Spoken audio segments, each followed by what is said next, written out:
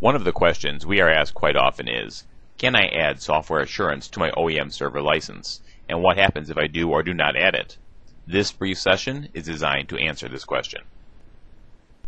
First, let's take a look at a short example to answer the question of, what happens if you choose not to add software assurance to your OEM server license? Let's say you purchase a new server and it comes with an OEM server license on it. Within the first 90 days after the purchase of your OEM server license, you do have the option to add software assurance to that OEM server license. For this example, we will assume you choose not to add software assurance to the OEM server license. By choosing not to add software assurance in the first 90 days, your OEM server license remains bound by the OEM licensing rights. As such, it is now permanently attached to the original server it was purchased with. So now, when you have owned your server for more than 90 days, you no longer have the option to add software assurance. So what happens if you choose to replace that physical server or upgrade its motherboard at any point down the line? Because the OEM server license is bound by the original licensing terms, the server license must stay with the original server it was purchased with. So it is retired or disposed of right along with the original server itself.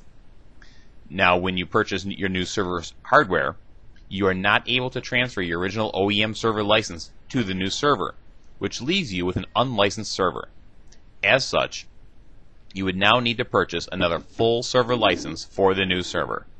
This server license could be acquired through OEM again from the server manufacturer, or you could purchase a server license through volume licensing programs, such as Open Business or Open Value.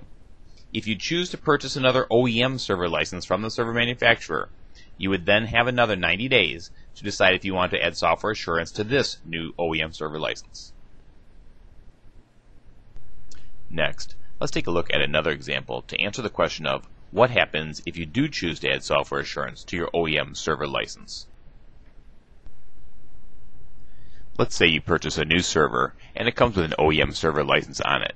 Within the first 90 days after the purchase of your OEM server license, you do have the option to add software assurance to that OEM server license. For this example, we will assume you do choose to add software assurance to the OEM server license. By choosing to add software assurance within the first 90 days, your OEM server license now has full volume licensing rights, including transfer rights. So now, when you have owned your server for more than 90 days, what happens when you choose to replace the physical server or upgrade its motherboard at some point down the line?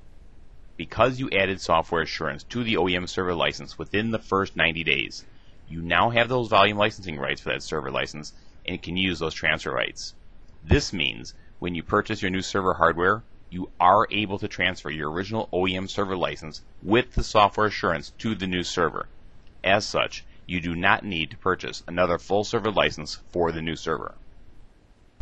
Another very important thing to remember is that by adding software assurance to your licenses, you are now eligible for all the applicable software assurance benefits for the products you acquired software assurance for.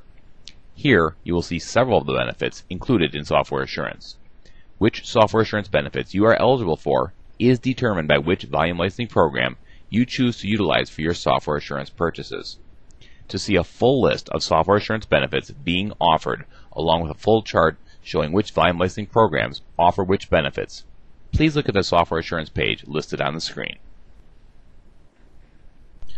Thank you very much for taking the time to watch this session, and I hope it helped clear up the questions regarding adding software assurance to your OEM server licenses. For additional information regarding Microsoft's licensing programs and software assurance, be sure to check out the Microsoft licensing website at www.microsoft.com/licensing.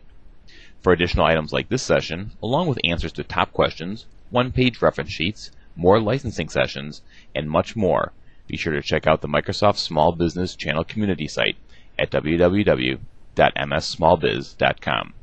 Thank you again for viewing this session, and I look forward to having you join us for additional sessions in the future. Have a great day.